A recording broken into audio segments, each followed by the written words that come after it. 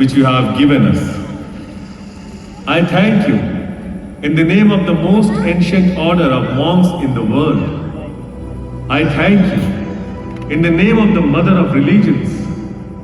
And I thank you in the name of the millions and millions of Hindu people of all classes and sects. My thanks also to some of ये आवाज मेरी है, पर ये बोल सिर्फ मेरे नहीं। इस वाणी को हजारों साल की विद्या ने तराश कर आकार दिया है। इस सोच में कई पीढ़ियों ने अपने रंग भरे हैं। इस कथा को युगों के ज्ञान मंथन ने रचा है। मैं केवल एक भिक्षुक हूं, जिसे भिक्षा में ये अनोखी कथा कहने को मिली है।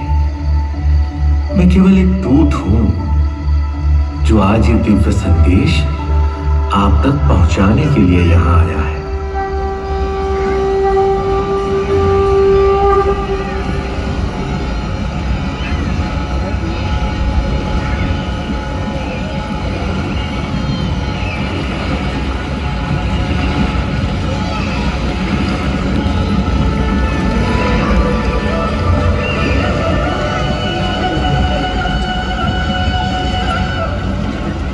मेरी इस कथा का प्रारंभ मेरे जन्म से पहले हुआ, जब मेरी मां भुवनेश्वरी देवी ने काशी विश्वनाथ से एक पुत्र का दान मांगा।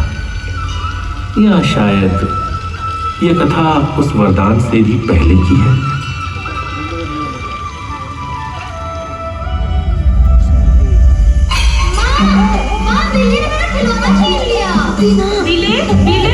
দুষ্টুমি করিস না, উৎপাত বাজানো বন্ধ कर। माँ इसने मेरी किताब फाड़ दी।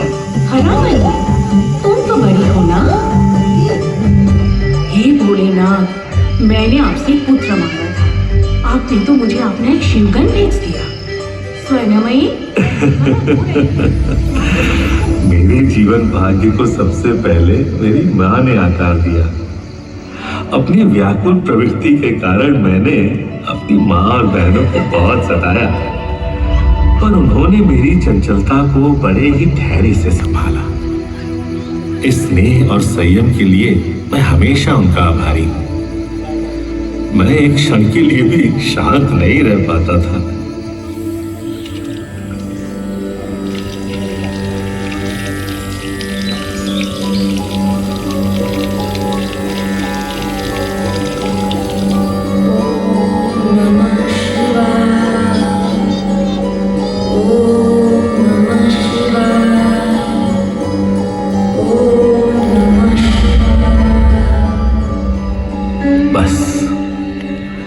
केवल शिव का नाम ही मेरे अस्थिर मन को शांत कर पाता।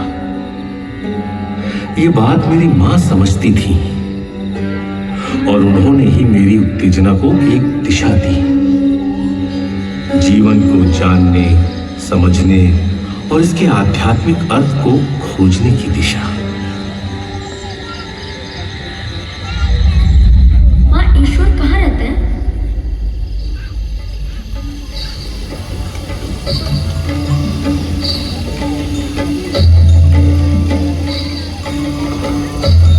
मेरे पिताजी श्री विश्वनाथ दत्ता कलकत्ता में वकील थे। उनका काम उन्हें नए नए नगरों में ले जाता। उनके साथ मेरी सबसे सुनहरी यादें तब की हैं जब मैं उनके साथ रायपुर में था। उस समय रायपुर में कोई अच्छा विद्यालय नहीं था, तो पिताजी ने मेरी शिक्षा का दायित्व लिया और पिता के साथ साथ मेरे गुरु भी बन गए। उन्होंने मुझे सदा जिज्ञासु रहना सिखाया। वो मुझसे बार बार कहते, नरेन, सवाल पूछो और उस सवाल का उत्तर खुद ढूंढो।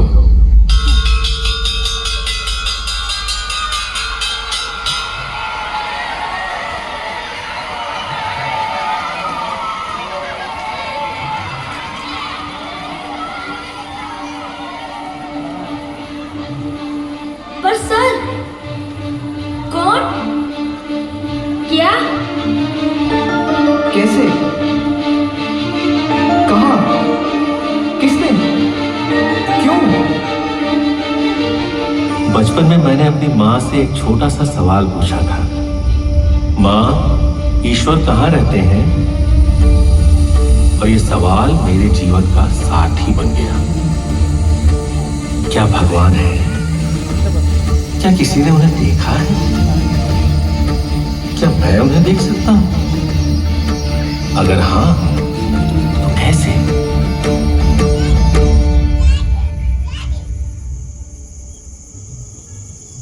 मेरी खोज मुझे ब्रह्मो समाज के द्वार तक ले गई, जहां ईश्वर को निराकार और निर्गुण माना जाता है, जहां भक्तों में कोई भेदभाव नहीं और भगवान की कोई मूर्त नहीं। ईश्वर की यह परिभाषा मेरी समझ में तो आ गई, पर फिर भी ईश्वर के अस्तित्व को लेकर मन में जो प्रश्न थे वो मुझे परेशान करते रहे। तो एक दिन मैंने ब्रह्मो समाज के मुखिया से पूछा, महाशय, क्या आपने ईश्वर को देखा है? नरेन, तुम्हारी आंखें एक योगी की हैं। देवेंद्रनाथ टैगोर भी मेरे इस मायावी प्रश्न का उत्तर न दे सके। बस इस एक सवाल का जवाब मैं अपने हर अनुभव में ढूंढता रहा।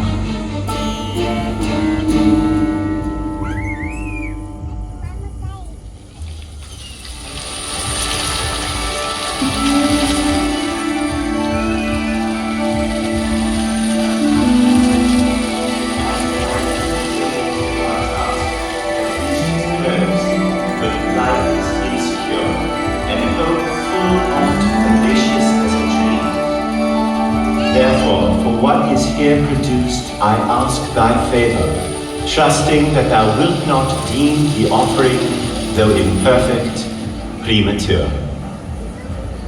कितनी सुंदर कविता है ये। वर्ड्सवर्थ ने जरूर इसे एक दिव्य चेतना में लिखा होगा, जब वो प्रकृति और ईश्वर तीनों एक हो गए होंगे। पर सर, क्या वर्तमान समय में कोई व्यक्ति इस अवस्था में जा सकता है? ईश्वर से एक हो सकता है? मैंने सुने हैं दक्षिणेश्वर में एक साधु है जो कई दिनों तक ध्यान में रहते हैं और उस अवस्था में उन्हें अपने आसपास हो रही किसी भी घटना का कोई भी एहसास नहीं होता।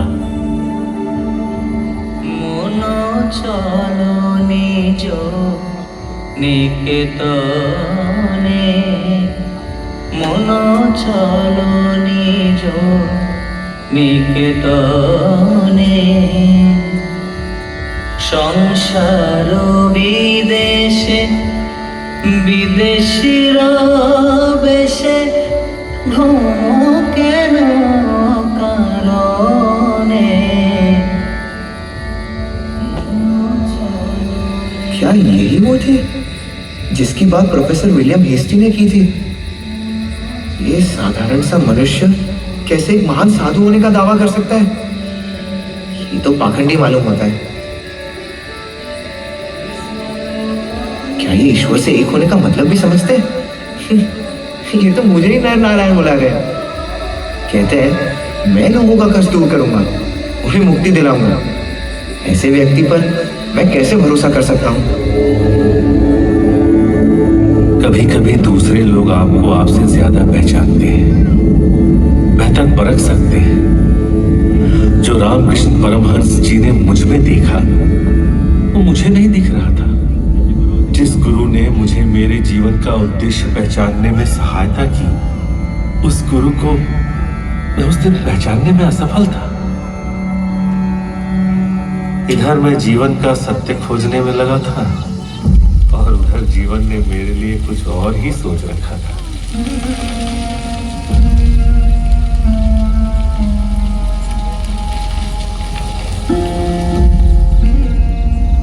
मेरे पिताजी की मृत्यु के बाद घर की आर्थिक स्थिति बहुत कमजोर हो गई। दुख और निराशा भरे प्रश्न मेरे मन में उठने लगे। आखिर मेरे साथ ही ऐसा क्यों हो रहा है?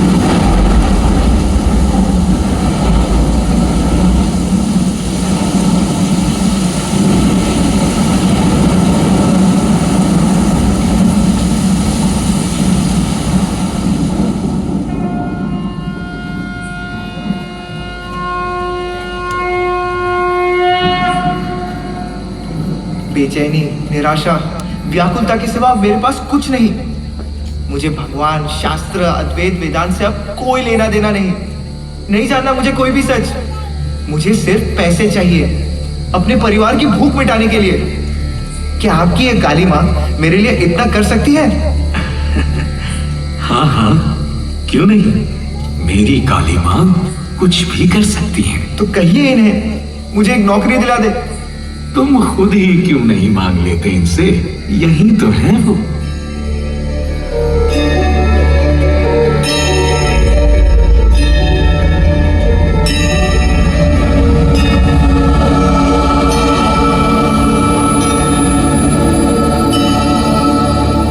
मांगी अपनी नौकरी? नौकरी नहीं, उनके सामने आकर मन जैसे भर भी आया और खाली भी हो गया। अच्छा, चलो चलो, एक बार फिर से कोशिश करो।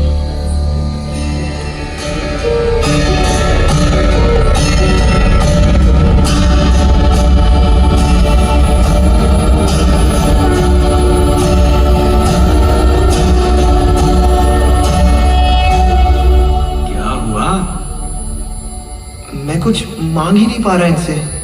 कुछ भी नहीं? नहीं, ना धन, ना दौलत, ना संपत्ति। काली माँ के सामने आते ही मन में किसी भी दुनियावी चीज का ध्यान ही नहीं रहा। सब शांत हो गया, शून्य हो गया। बचपन से ही या तो धनवान बनने का या संत बनने का सपना देखता था। आज मुझे अपनी दिशा साफ दिखाई दे रही है। नरेंद्र, मेरे पुत्र, इतनी देर क्यों लग गई तुम्हें? ठाकुर,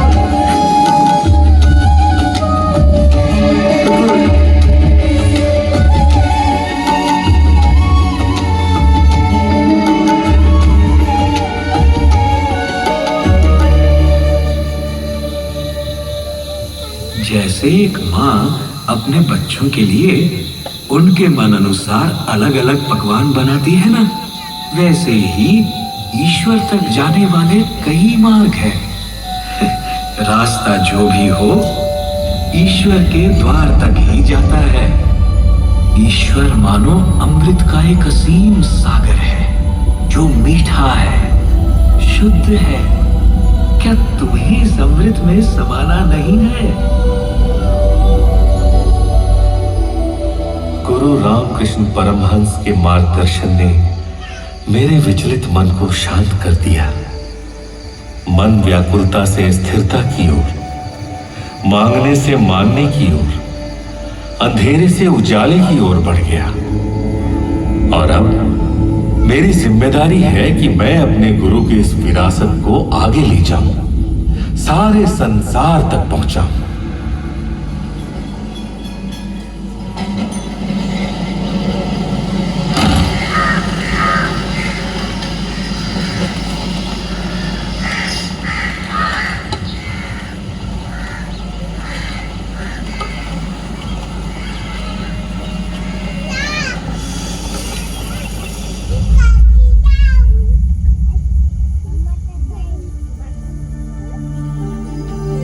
मुझे अपने भव्य भारत देश का भ्रमण करना है। इसका हर ओर देखना है, हर छोर छूना है।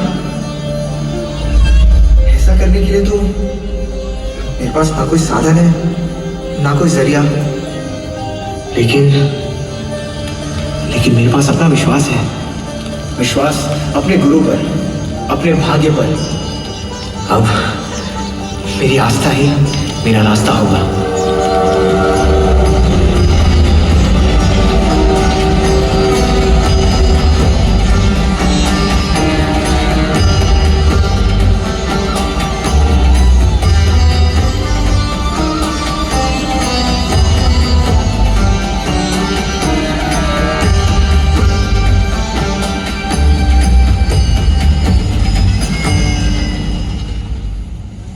क्या आप मुझसे अन्न स्वीकार करेंगे?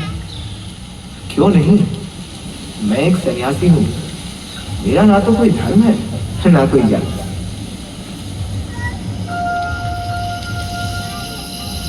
इस देश में कितनी सुंदरता, विविधता, कितनी क्षमता है, पर ये सब देश से छीन लिया जा रहा है।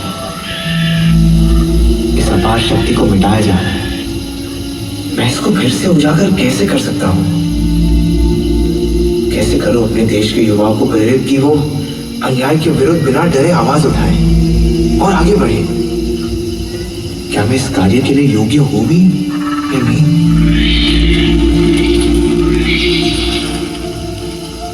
अगर मैं भारत की युवा पीढ़ी को उनके भय का सामना करना सिखा सकूं, तो शायद हम सब मिलकर देश में एक नया बदलाव ला सकते हैं।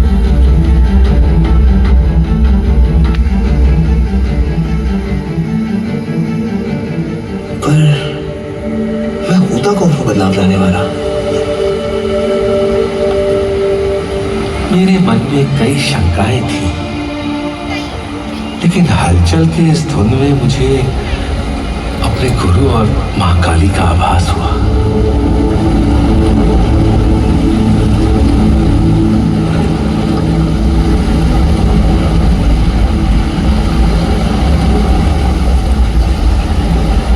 मेरी राह मुझे साफ नजर आने लगी।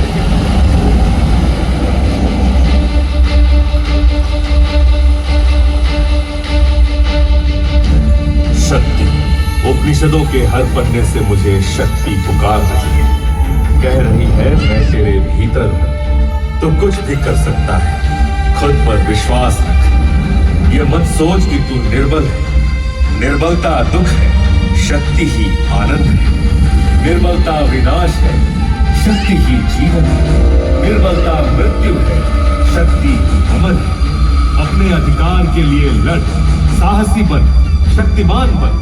अपना भार अपने ही कंधों पर उठा और ये मान ले, अपने भविष्य का निर्माता तो खुद है। एक आदर्श उठा, अपने जीवन के नींव उस एक आदर्श पर बना। उसी को सोच, उसी का सपना देखो। जैसे तड़कती हुई बिजली आकाश को उज्ज्वलित कर देती है, वैसे ही तू भी बाकी सब विचारों को त्याग कर अपने रगों को, अपने शरीर के हर हिस्से को उस एक आदर्श विचार से रोशन कर दे। यही सफलता का मार्ग है। समाज का कल्याण तब तक संभव नहीं जब तक समाज में महिलाओं की स्थिति में सुधार ना हो। पंछी कभी एक पर से नहीं उड़ सकता। वेदों और उपनिषदों में महिलाओं ने कई सत्य दर्शाए। उनके ज्ञान, गुण और प्रतिभा को उतना ही सम्मान मिलना चाहिए जितना एक पुरुष को मिलता है।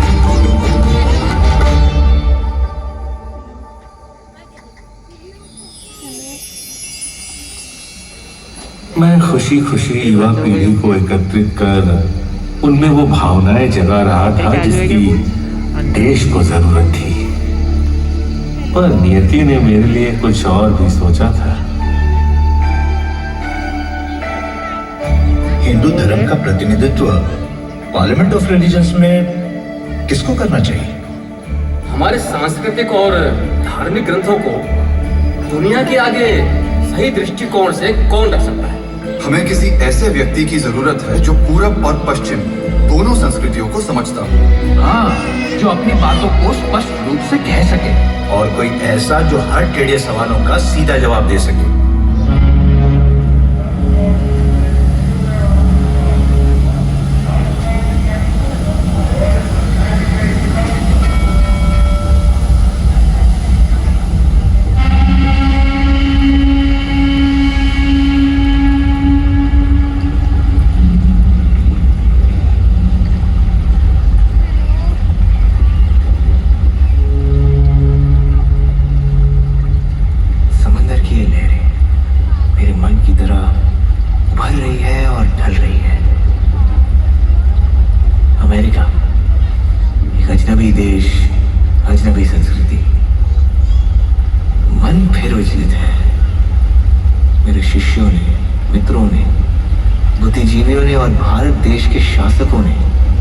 मुझे जो जिम्मेदारी दी है, इसका भार मुझे किसी गड़बड़ चैन लेने नहीं देगा।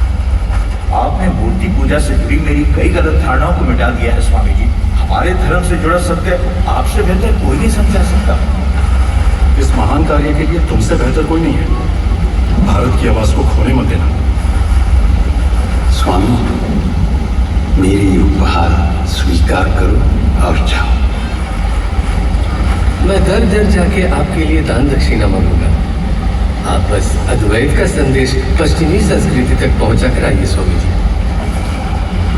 स्वामी जी, मेरी तरफ से ये नए वस्त्र स्वीकार करें। मैं भक्ति भाव से ये घोषित करना चाहता हूँ कि जिस विवेक से आप अपनी बात कहते हैं और जो आध्यात्मिक आनंद बांटते हैं, उसके लिए सारा जग आपको स्वामी विवेकानंद नाम से जाने। स्वामी विवेकानंद की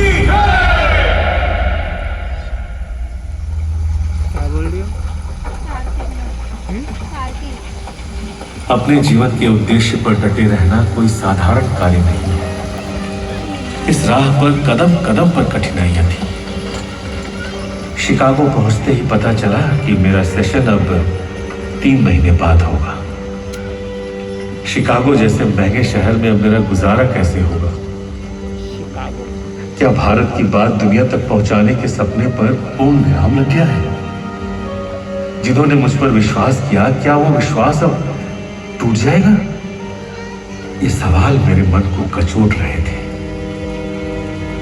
पर जीवन अगर राह में रुकावटें लाता है तो उन रुकावटों को दूर करने के साधन भी साथ ही लाता है।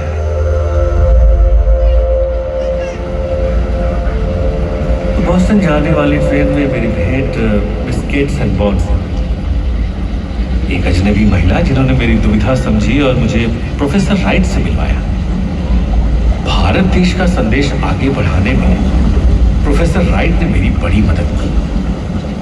शिकागो में हो रहे पार्लियामेंट ऑफ रिलीजियंस में हिस्सा लेने के लिए उन्होंने मुझे प्रयोजन पत्र दिया और वहां पहुंचने के लिए मेरा टिकट भी करवाया। अब मुझे लगने लगा कि शायद मैं अपने देश की आशाओं को पूरा कर सकूंगा। Who is he? Is he a magician? Why is he dressed like that? Don't know. Where is he from? Hey, don't stand there. Go. अजनबी देश, अजनबी भेष। अमरीकियों ने कभी किसी को इन कपड़ों में नहीं देखा था और वो मुझे हैरान आंखों से ताक रहे थे। मेरी मदद फिर एक संवेदनशील अजनबी मिसेस हेल ने की। शिकागो की सड़कों पर मुझे सहमा हुआ, खोया हुआ देख उन्होंने खुद मुझे आर्ट इंस्टीट्यूट ऑफ शिकागो तक पहुंचाया, जहां पर पार्लियामेंट ऑफ रिलीजियंस चल रहा था। उस विशाल हॉल में बैठे मैं भिन्न भिन्न देशों से आए बुद्धिजीवियों का भाषण सुन रहा था। मैंने फिर अपने भय को उभरते महसूस किया। मेरी धड़कनें बढ़ रही थी।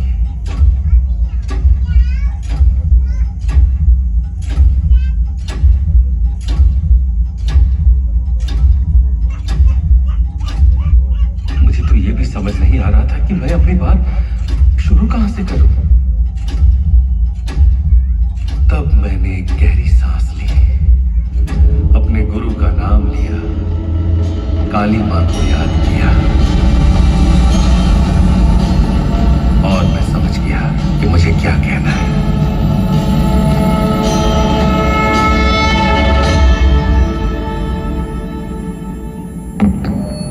Sisters and brothers of America,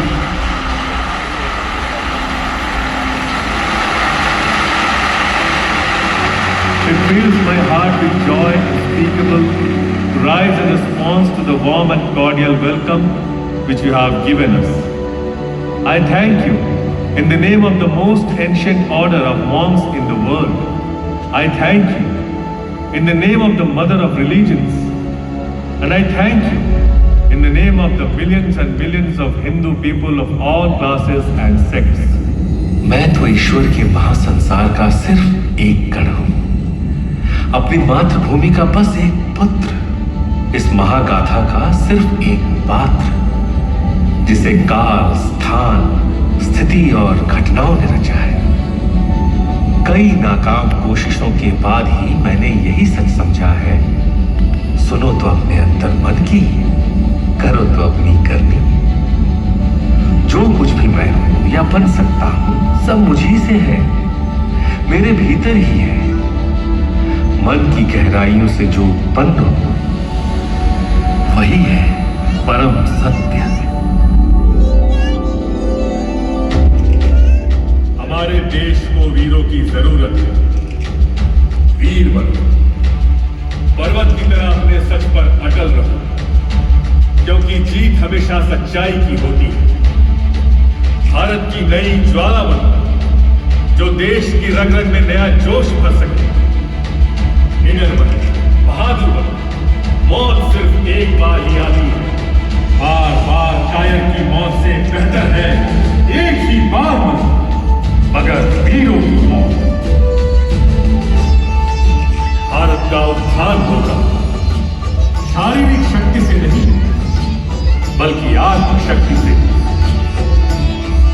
हम भारतीय नफरत का विनाशकारी ध्वज नहीं, हर एक धर्म, देश, जाति प्रजाति के लिए शांति और प्रेम का ध्वज लहराकर साथ आगे बढ़ेंगे।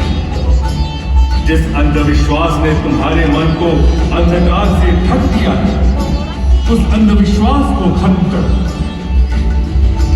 चलो हम सब निडर बने।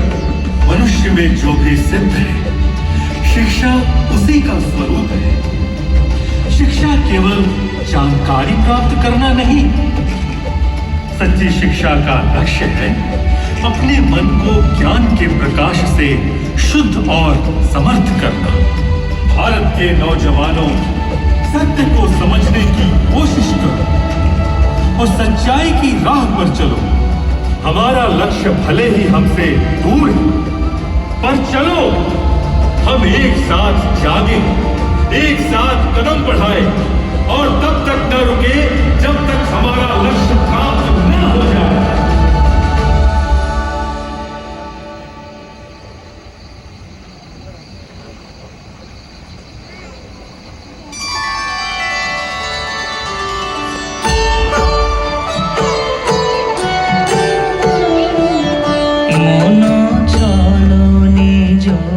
निकेतने मना चलो निजो निकेतन।